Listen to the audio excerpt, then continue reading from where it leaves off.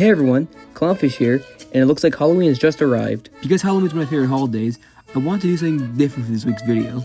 So in this week's video, we will be talking about my top 5 horror movie villains. I want to make a short video that still captures that feel of Halloween, and I think this is the perfect happy medium. Keep in mind, these are just my opinions, and they can be different from yours. If you don't see someone on this list who you think should be on the list, let me know in the comments below. Alright, let's not waste any more time. Let's get this started. In the number 5 spot, we have Samara from The Ring. So, I have to be honest here, I've actually never seen The Ring. I've watched a review on the sequel film, Rings, that came out in 2017, which does not sound good at all, but I've never seen the original Ring, and the major reason why is because, of this creepy girl right here. Well, she's kind of one of the reasons. The main reason why she's on the list is just the way how she kills people. So basically, there's this cursed tape, and if someone watches the tape, they have 7 days to live. You get the idea. But it's on the 7th day that is the most freakiest, because Samara comes out of the TV to kill you. Now that I'm thinking about this, I don't think I'm actually afraid of Samara herself. Granted, she is pretty scary, but I'm more scared of the idea of watching a cursed tape and then something coming out of the TV to kill me. That's just scary. The idea that you're not even safe behind a TV or computer screen is genuinely terrifying. I remember being pretty young when I first learned about the Ring movie, and I was actually so afraid of it that I genuinely thought that the movie itself was cursed, and that if someone saw it, or if I saw it, Samara would come out of the TV and kill me. In the number 4 spot, we have Pennywise, the dancing clown, specifically the one played by Tim Curry.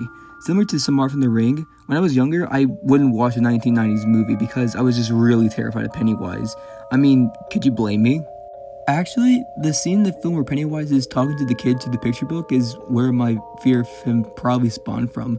I saw some clips of the film online when I was younger, and the parts in the film where he shows off his sharp teeth and his eyes were enough to make me scared of him, even though I wasn't actually afraid of clowns. Yeah, I'm not really afraid of clowns, but Pennywise was the exception. I think it's primarily because of how he looked. The makeup artist in the film did a really good job making Pennywise look creepy and menacing, despite looking like a clown by having a big nose and big clown shoes.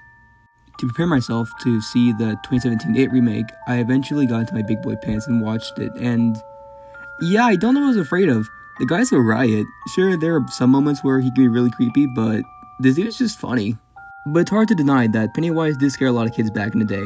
Actually, I'm sure some of us watching right now are still afraid of Pennywise the dancing clown. If you are, I would recommend watching the film, or watching reviews, or just watching clips online, because the guy isn't as scary as you might think he is. Well, now that I think about it, I guess it did make sense for Pennywise to scare when I was younger, because, well, kids seem to be his prime target. In the number 3 spot, we have the demon that possessed Regan McNeil in The Exorcist, Pazuzu.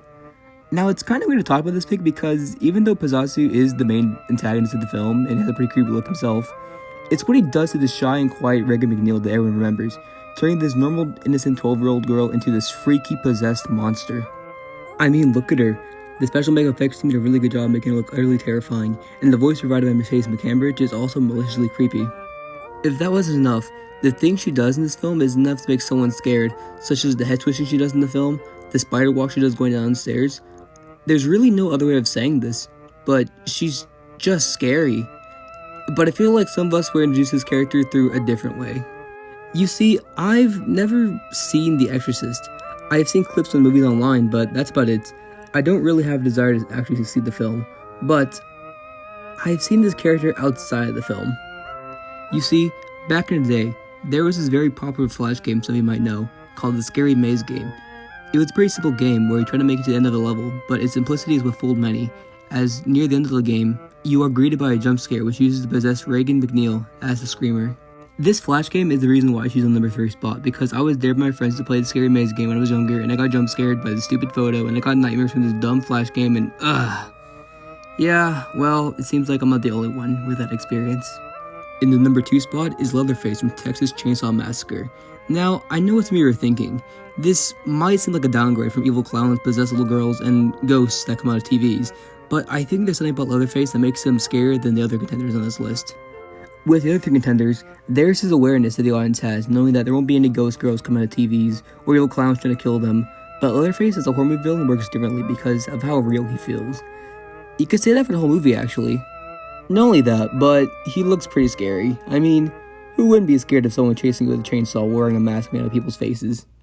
So, all that's left is number 1. So, who could it be? Well, in our number 1 spot, we have Count Orlok, the main antagonist of the 1922 film Nosferatu. Yeah, this may not be who you're expecting, but Nosferatu is easily one of the scariest villains in horror movies.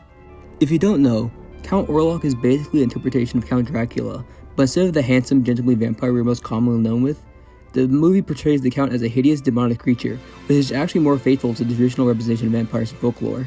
So, why out of all these pigs is Count Orlok number 1?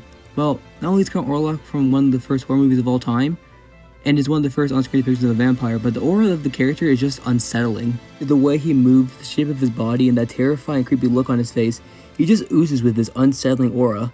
Not only that, but unlike most horror movies nowadays which use jump scares to terrify the audience, Count Orlok comes from a silent film, so the film needed to have this unsettling and eerie presence to it, which I think the film captures perfectly.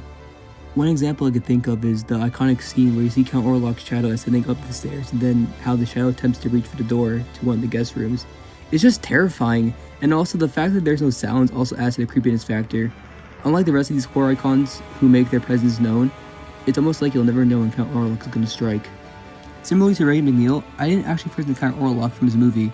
He's made one notable appearance, and I think some of you may know what I'm talking about.